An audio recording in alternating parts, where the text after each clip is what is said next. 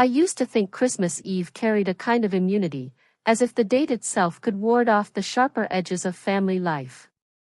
But that illusion dissolved the moment my parents stood in the doorway of the living room, their faces lit by the cold pulse of the blinking lights wrapped around the artificial tree. Snow hadn't started falling yet, but the night already felt sealed in frost, heavy enough to bend the walls inward. Their words landed with a finality that didn't require shouting. I had always imagined rejection arriving as a violent thing, ripping through air with force. Instead, it arrived quietly, spoken with the ease of people commenting on the weather. They told me I didn't belong in the house. Their posture barely shifted after they said it. My mother held a stack of folded towels, as if she had simply paused in a chore. My father stood with one hand resting on the wooden frame of the doorway, his thumb tracing a groove that probably only existed in his mind. I felt something inside me brace, the way a person instinctively leans back when a wave approaches. I wasn't surprised, not exactly. What unsettled me was the calmness I felt, as though my body had already spent months rehearsing for this moment. The living room smelled faintly of pine-scented cleaning spray. A candle labeled Winter Hearth flickered on the shelf, and its glow softened nothing. I stood near the tree, holding one of the old ornaments I had unpacked earlier in an attempt to make the house feel less like a museum of unacknowledged grief. The ornament hung from a thin silver hook. I didn't put it back on the branch. I let it sway between my fingers and watched the reflection of my parents inside its glass curve. I wondered briefly what version of me they saw. The one who stayed quiet for years. The one who bent and folded until my shape no longer held. Or the one they feared would no longer play the role assigned to me. Their faces didn't reveal an answer. My mother's eyes were fixed somewhere near the carpet, and my father's expression held a rehearsed neutrality that felt more insulting than anger.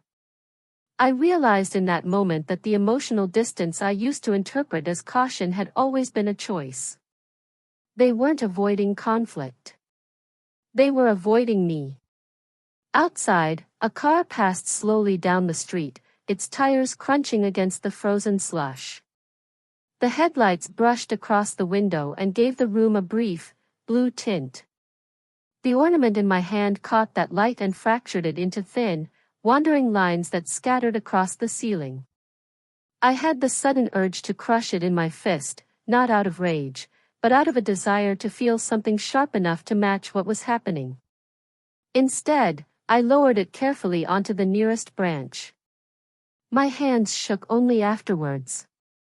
I didn't respond immediately to what they had said. The silence stretched, elastic and oddly generous. It gave me space to notice details I never would have seen otherwise. The slight tremor in my father's jaw, the way my mother's left hand twitched before she tucked it beneath the towels. These were signs of unease, but not regret. I recognized that difference with startling clarity. They weren't sorry. They were only uncomfortable with the way truth seeped into a room, unavoidable as cold air. A memory surfaced uninvited. I was 7, sitting at the kitchen table while my father repaired a broken cabinet hinge. My mother moved around us, muttering about clutter. I had asked whether people could choose their families. My father answered without looking up, saying that blood determined everything. My mother added that belonging wasn't complicated. She said it with the tone of someone reciting a house rule. Back then, I accepted it. I didn't understand that sometimes blood simply ties people together without offering anything resembling warmth or stability. The present snapped back into focus when my father exhaled sharply. It wasn't a sigh. It was a small release of tension, the kind someone gives when a conversation they have been dreading is finally over. My mother nodded once, as though confirming a mutual decision. They turned away in near synchrony, walking down the hall toward their room. The towels in my mother's arms looked like surrender flags she didn't realize she was carrying. I stood alone in the living room, the soft hum of the heater underscoring the moment like an indifferent soundtrack. I didn't call after them. I didn't ask for an explanation. Their words were the explanation. I belonged elsewhere, according to them. The phrasing implied the possibility of a place where I would fit naturally, a space shaped around me. But I had spent most of my life learning how to shrink within this house. I doubted that belonging was something waiting out there in a well-defined form. What I knew, though, was that the statement they had made wasn't just symbolic. It was a culmination of months of strain, suspicion, and avoidance, threads that had been pulling taut since early autumn. That was when I first noticed the strange heaviness in their conversations. They had begun speaking in low voices when I entered a room, not abruptly enough to be obvious, but enough to shift the atmosphere. Bills disappeared from the counter before I could accidentally see them. My father checked the mailbox before sunrise. My mother locked drawers that had never been locked. When I asked simple questions, about work, about why the home insurance policy had been mailed to my address instead of my father's, they offered short answers that dissolved into unrelated topics. I didn't push. I told myself it wasn't my business. But silence has a way of revealing its own patterns if you listen long enough. By mid-November, the tension had grown too heavy to ignore. I found my father pacing the garage one night, talking to someone in a low, urgent tone. He ended the call before I could understand much, but the fragments stayed with me. Something about deadlines. Something about consequences. Something about signatures that were supposed to be mine. When he saw me, he claimed he was ordering replacement parts for the car. The lie was so clumsy it felt like an insult. My mother became more restless during that time as well, wiping down counters that were already clean, disposing of receipts before I could read them. Their anxiety permeated the entire house. Still, I didn't confront them. Not yet. I carried the weight of my suspicions like an object wrapped in paper, unopened, but constantly in my hands. It wasn't until the first week of December that the wrapping tore. A letter arrived addressed to me from the county registrar's office, an institution I had no reason to hear from. I opened it at the kitchen table while the kettle boiled, expecting some bureaucratic mistake. Instead, I found something that altered the architecture of our family. The letter confirmed a change I had not been informed of, one that bore my name in the signature field. According to the document, I had authorized the removal of 2 individuals from a property record. The individuals were my parents. At first, I thought it was a scam. Or a clerical error. But the document included details only someone in the household could have supplied. The parcel number. The filing date. A phone verification record completed from my father's cell phone. My name, attached to a decision I had never made. I stared at the letter until the words blurred. The kettle clicked off behind me, but I didn't move. Something had been set in motion without my consent, and I realized then that the strange behavior over the past months wasn't paranoia on my part. It was the residue of guilt they couldn't fully mask. When I confronted them that evening, their reactions were disjointed and contradictory. My father claimed it was a misunderstanding. My mother insisted there must have been a system error. But neither could explain why my forged signature appeared on the verification form, or why the filing had been made after several calls traced back to numbers stored in their phones. I watched their excuses unravel, thin strands snapping under the weight of truth. I didn't yell. I didn't accuse. I simply placed the letter on the table between us and asked them to read it. They didn't. They stared at it as though touching it would confirm a fear they weren't prepared to face. I didn't know then what consequences their actions would carry. I only knew that the house, legally speaking, no longer recognized them. They had removed themselves long before the documents caught up. The decision to finalize the paperwork had been mine. Or at least, that was the story I allowed them to believe. The truth was stranger and more painful than that. I hadn't wanted to take anything from them. I had only wanted to reclaim something that had been taken from me years earlier without my understanding.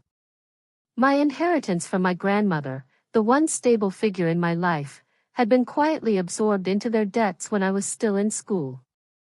I discovered it only by accident this fall. What followed was a chain reaction none of us could reverse. Standing in the living room now, the glow of the tree reflecting off the windows, I felt the full weight of the moment settle on my shoulders. Their words, "You don't belong in this house," echoed with a bitter irony. They said them without understanding the truth, that legally, structurally, and irrevocably, the house no longer belonged to them. I had removed their names last month, not out of vengeance, but out of necessity. What they mistook for betrayal was, in reality, the only step I had left to protect what little remained of the life my grandmother had tried to preserve for me. Snow finally began to fall, tapping gently against the windowpane.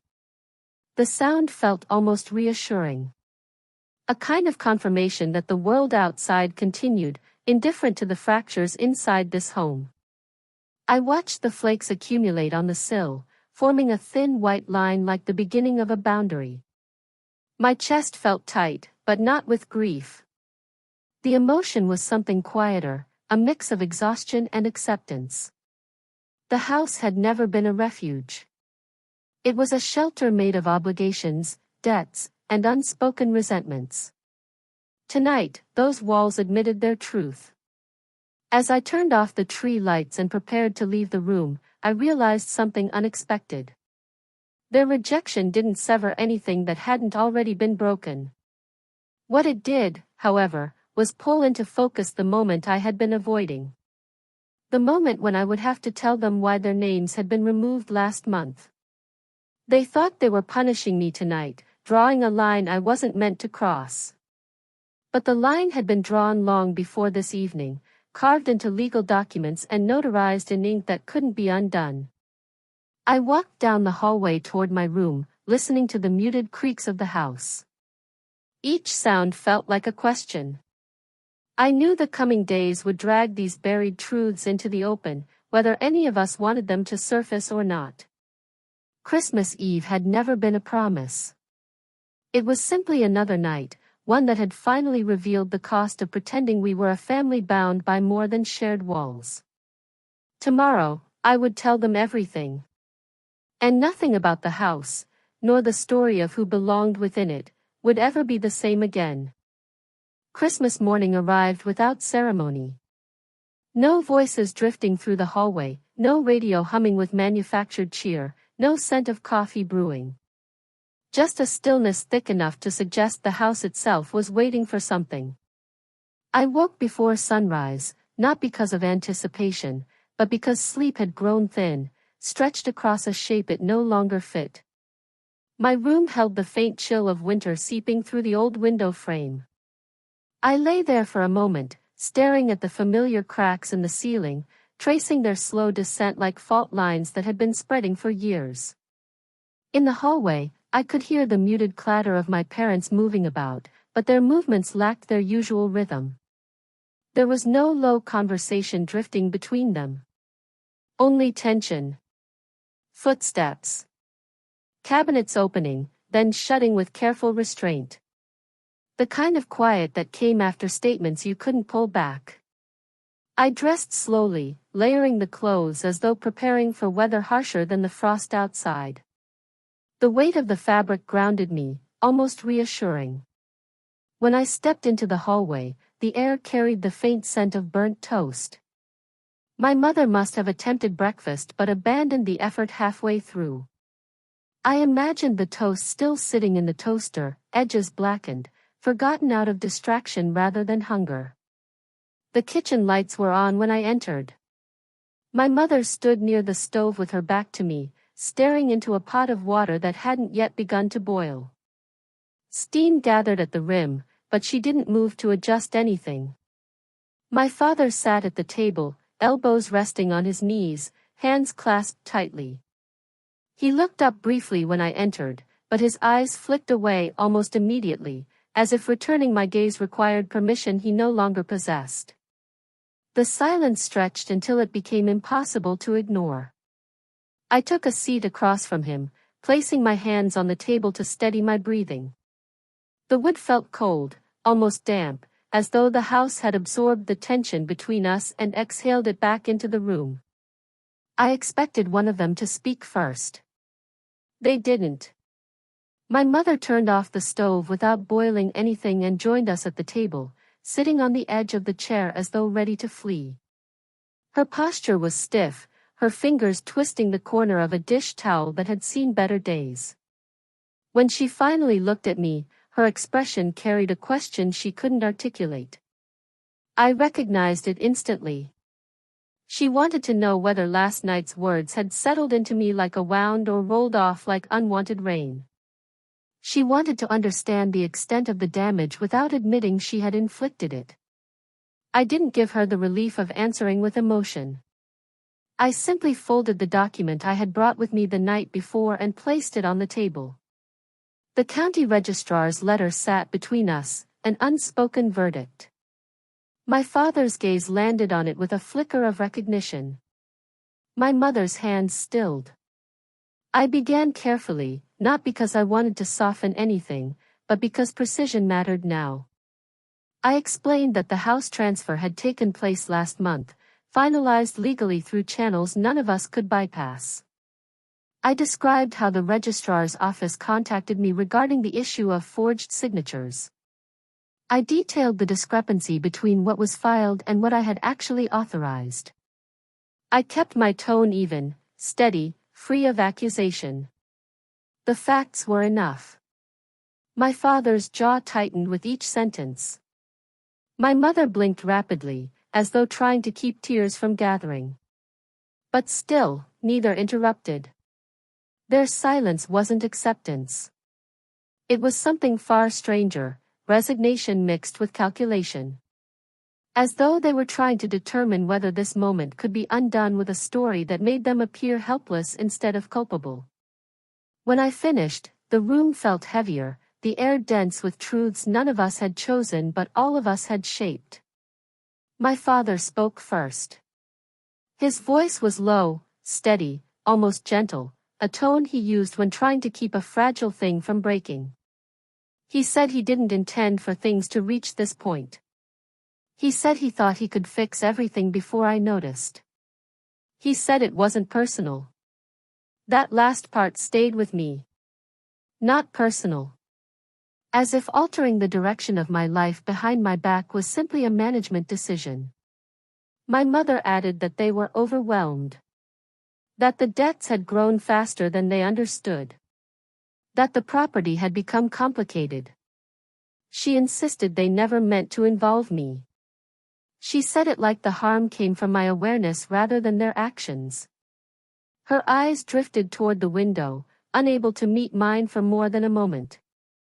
The justifications were familiar. They had worn similar shapes throughout my childhood, excuses that wrapped themselves around choices, hiding sharp edges beneath soft words.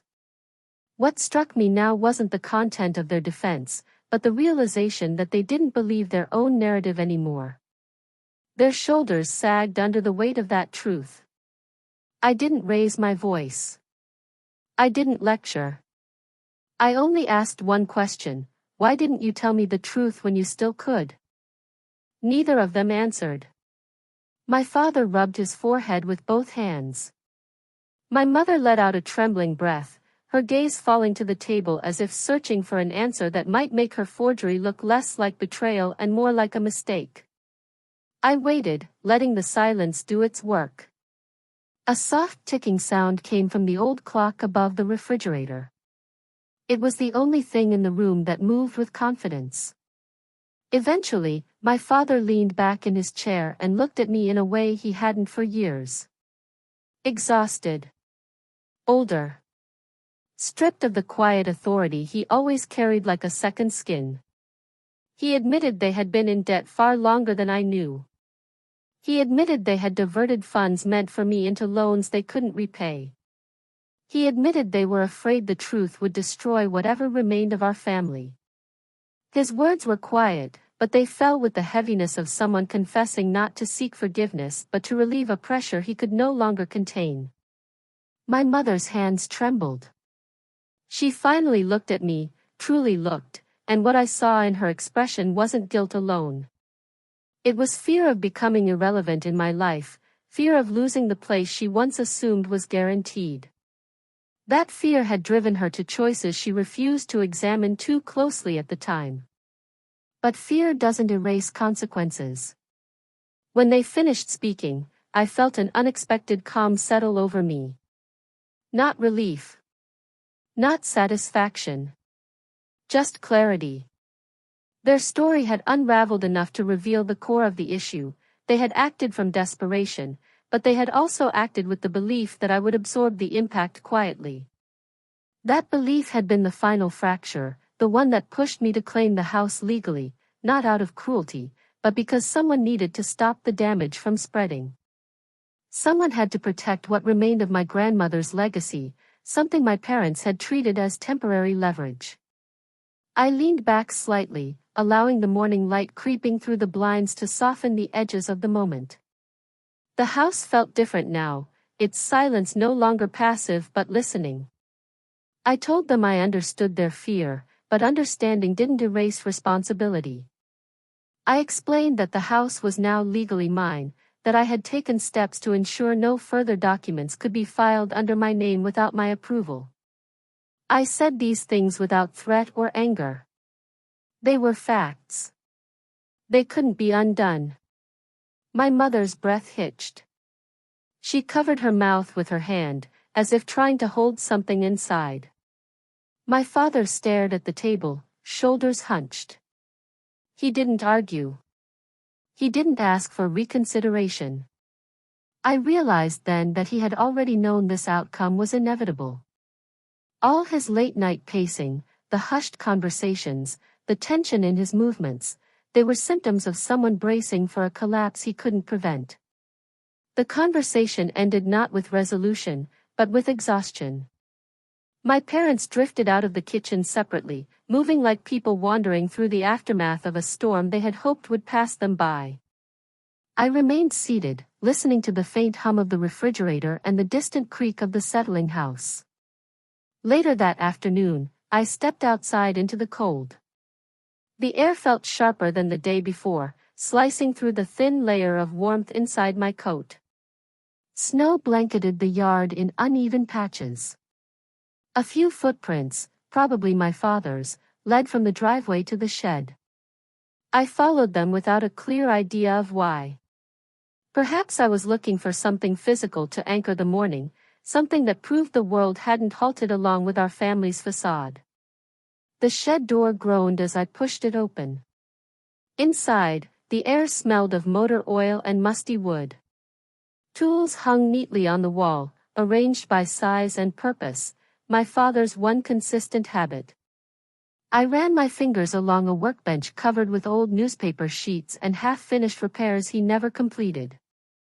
It reminded me of the years he'd promised things would get better. How often those promises remained suspended in this shed, in pieces waiting to be assembled. I stood there, letting the quiet settle into me. I thought about the house behind me, the one that carried the weight of our history. I thought about the legal documents filed last month, the signatures, the deadlines, the irreversible steps taken.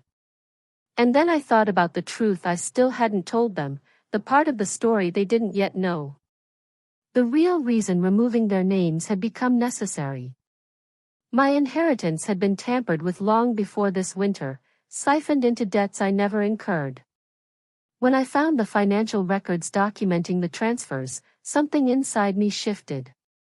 Not in anger, but in recognition. Acknowledgement that the people who raised me had grown accustomed to using my name as collateral. I wasn't a child anymore. They weren't caretakers struggling silently for my benefit. They were adults who had made choices they didn't want to claim.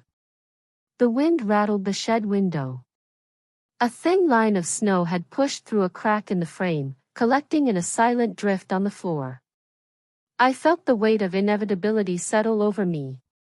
I knew that telling them the full extent of what had happened wasn't just a matter of transparency, it was the only path forward. The truth wasn't a weapon. It was a boundary. One I should have drawn years ago. As dusk approached, the sky turned a muted shade of violet. I closed the shed door and made my way back to the house. Through the kitchen window, I saw my parents moving slowly, their silhouettes softened by the fading light. They looked smaller than I remembered, like figures swallowed by a home that no longer recognized them as its owners. Inside, the air was warm again, but it carried a fragile quality, as if one abrupt movement might shatter it. My parents looked up when I entered. There were no accusations in their eyes now. Only apprehension. Uncertainty. This time, I didn't sit at the table. I remained standing, centered in the space, anchored by a steadiness I hadn't felt in years. I told them I needed to explain the rest. Not just the forged signatures, not just the registrar's involvement, not just their choices. I needed to tell them what I discovered in the old financial box in the attic, the one my mother claimed contained only tax forms. Their expressions shifted, first confusion, then dread. They understood immediately what I was referring to, even before I spoke the words. The room fell into a silence so complete that I could hear the soft ticking from the clock again. I inhaled, steady and deliberate. The truth I carried wasn't meant to destroy them. It was meant to place everything back into alignment, even if that alignment came with loss. And as I prepared to speak, I realized that this moment, this fragile stillness, was the threshold between what we had been and what we would become. The fracture was already there. What remained was whether any part of the structure would survive the weight of what I was about to reveal. When I began, I had imagined confession would be a single, violent moment, an accusation hurled across a table, a slammed door, and then a collapse. The reality was less theatrical and, in some ways, more exacting. Truth demands evidence as its companion. Without that companionship it becomes rumor. So I had brought more than words to the kitchen that evening. I had the bank statements, the ledger from the investment account my grandmother left, the notarized correspondence, the copies of calls logged through the county registrar that matched the numbers my father used. I had also taken, before anyone could see, dated photographs of statements and transfers, scanned them, and placed them in a secure online folder accessible only to me and a local attorney I trusted. The weight of those files did not hang in the air the way a single human accusation would have. They sat like silent, immovable objects that refused to be reshaped by apology. My parents saw them all at once. For them the reaction was nearly physical, as if the air had shifted and they had to steady themselves. My mother's face lost color. My father's hands went white against his knees. Reading those documents was different than hearing a story. Documents are indifferent, they do not plead for mercy. They simply are. That quality made the confession unavoidable. It also made it less dramatic than I had expected. There was no single indulgent moment of catharsis. There was only the slow, grinding sound of accountability settling into place. I walked them through what I had found. The transfers had been incremental, not a single theft but an erosion. Paired contributions, rerouted checks, loans secretaried in my name but paid with money that had once been earmarked for me. Each entry was ordinary when isolated. Together they formed a pattern that had stripped the household's safety net without any of us understanding how it had happened. The ledger was worse than a list of numbers, it was a record of choices, repeated and normalized. My voice stayed calm as I read, not because I had made peace with it, but because the clarity of the ledger allowed no theatrics. The facts stood as tall and implacable as winter trees. My father tried to explain again, not with the evasive half-answers he had once favored, but with exhaustion shaped into sentences. He admitted to making decisions that prioritized the present at the expense of the future, to taking on quick loans and then digging deeper to cover their interest, to signing forms late at night with bleary eyes because it felt like the only way to keep us afloat. He described fear that had hollowed into habit, fear of losing the house, fear of failing as the person who should provide. The words did not excuse the ledger, but they gave texture to the poverty of fear. My mother's explanations were quieter, a tapestry of small misjudgments woven into a larger concealment. She spoke about shame, how shame breeds secretiveness, and how secretiveness became its own economy that demanded more secrecy to be sustained. There were no revelatory outbursts. No dramatic confrontations. Instead, we sat in the small gravity of the kitchen and measured the damage with the tools at hand. I told them about the attorney's recommendation to contest the forged signatures and to renegotiate outstanding obligations where possible. I told them about the reality that some debts could not be erased even with legal intervention and that creditors would move with legal speed. I explained that I had already taken steps to limit further damage, a freeze on my accounts, a registered deed that required joint verification for any future transfers, and an escrow arrangement to protect what remained of my grandmother's bequest. Hearing these procedural moves calmed me, their abstractness made the world seem manageable again. It was a different kind of control than the one I had sought when I first filed paperwork to remove their names. Then, the act had felt fraught, almost violent. Now, with counsel and process, the choices felt methodical, like applying a splint to a broken limb. My parents watched these measures with a kind of stunned relief that made them look suddenly tender and small. For the first time in years, the house did not feel like a stage where roles were performed. It felt like a place where consequences were being addressed in sober, adult language. There were things I could not undo. Embarrassment, the erosion of trust, and the hollowed-out years where opportunities had been exchanged for immediate solvency, those would remain. There were also things I could change, the legal ownership, the transparency, the guardrails. My decision to remove their names had not been a renunciation so much as an act of preservation. I realized as I spoke that night that preservation sometimes requires taking what others have corrupted and securing it where it cannot be used as bait again. The ledger had been a map of erosion. My actions had been a contour drawn to stop further wasting. After the practicalities came negotiation. There were difficult questions about what restitution would look like. Could my parents pay back what had been diverted? Could we renegotiate payment schedules? Would they accept help that was not offered in a condescending way? These were not merely financial decisions. They were questions about dignity, about whether we could imagine a future where shame did not have to be paid for with secrecy. My father proposed, in a voice that took him several minutes to steady, a plan whereby he would take on evening work, sell a second car he barely used, and set up a structured repayment. My mother suggested selling some inherited furniture she had kept, a modest sign of sacrifice that felt, in its smallness, like an offering of remorse. I listened and countered with proposals that balanced what I knew they could gain against what they had cost me. I insisted there be transparent accounting. I asked for a written plan, not because I distrusted their words, but because words had been the currency of our family's evasions. We drafted a schedule that night, not final but earnest, monthly payments proportional to their income, an agreement to involve the attorney in mediation should any disputes arise, and a clause about counseling, financial advisory for both practical skills and family therapy for the relational fissures.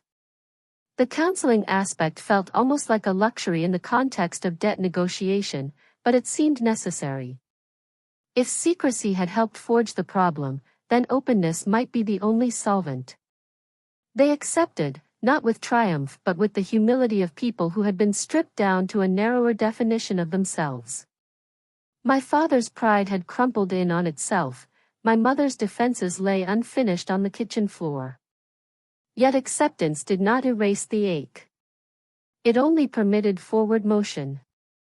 We all knew there would be nights when resentment flared, tears that could not be neatly scheduled, and days when the paperwork felt more like evidence of a relationship's failure than proof of its repair. We also knew that the alternative, continuing to pretend, would cause further erosion until there was nothing left to preserve. The weeks that followed were slow and precise. Legal filings took their time. Attorneys drafted letters and filed contestations. Creditors responded with forms and the kind of unsympathetic language that made human suffering sound like an accounting problem. There were hearings where I sat behind my parents, watching them describe decisions as if they were strangers explaining someone else's choices. I sat with the ledger open on my lap and tried to remember what it felt like to be a child who had once believed their parents were invincible. I allowed that memory to be real without clinging to it as if it could be restored. Therapy was uneven.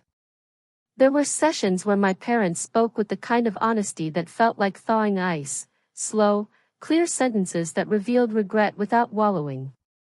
There were other sessions where they relapsed into defensiveness, and I had to step back and remind myself that change is not a series of moments but a retraining of habit. I participated in family meetings where we learned to say things differently, to name consequences without letting shame swallow them whole. It was humiliating at times, instructive at others. Counseling taught us small rituals, a weekly check-in where numbers were reviewed openly, a rule that no financial decision over a certain dollar amount would be made without joint consultation, and a practice of monthly statements emailed to all parties involved. The rituals carried more weight than I expected. They were mundane and therefore powerful. Outside the house, life continued with the careless regularity of snow that melts and returns. I found myself moving through the city with a strange duality, one part of me tethered to the small, precise tasks of repair and litigation, another part trying, with varying success, to reclaim the kind of life that is not dominated by cautious accounting. I accepted a short freelance contract that allowed me liquidity without draining the household resources. I repaired old friendships that had frayed under the weight of secrecy. I let myself be invited to dinners and delayed some calls that could wait. Not as an escape but as a recalibration. The house no longer required me to be its sole architect. There were moments of tenderness that surprised me, my father, awkward and tentative, asking if I wanted help with a leaky pipe and doing it without a lecture about budgets, my mother bringing me a cup of tea one evening and, when I looked up, smiling in a way that was not meant to be transactional. These were small, almost silly reliefs. They did not erase the ledger, but they complicated it, adding texture to the narrative of betrayal. People who have harmed sometimes also still hold familiar hands. Justice arrived not as retribution but as boundary. The registrar rescinded the filings after the evidence was submitted and after an auditor confirmed the forgery traceable to devices in our house. There was an inquiry that resulted in an administrative reprimand for a clerical entity that had failed to catch obvious red flags in the verification process.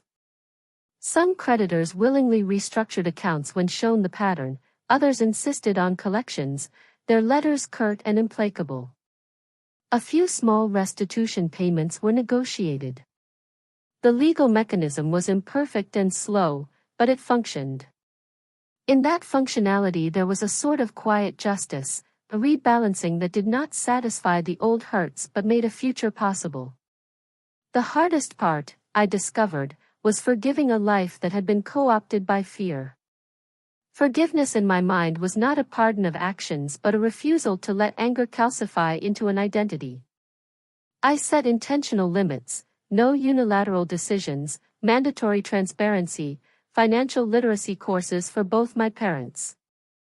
I insisted we build an emergency fund together, a shared account where contributions were visible and protected. The money itself was ordinary, the ritual of contributing to it was not. It was our new sacrament. Months later, with snow again settling thin and white onto the sill, My parents and I stood in the living room while the tree lights blinked on and off in their patient rhythm. The house felt different but not cured. It had scars, visible in the ledger and audible in the way passing comments were now measured before being spoken. The atmosphere was not celebratory. It was quiet and deliberate. We had reconfigured the space to reflect the truth. The transfer of names had been one kind of correction, the slow work of repair was something else.